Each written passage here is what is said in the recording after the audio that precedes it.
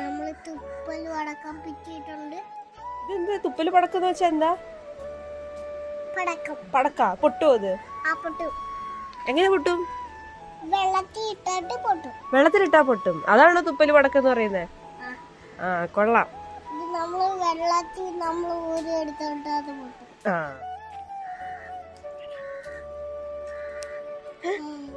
നീ പൊട്ടുന്നതിന്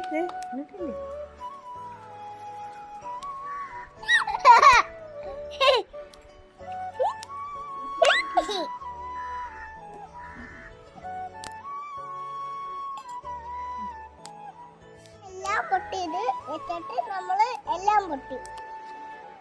ഇത് വെള്ളത്തെ ഒരിച്ചോട്ട്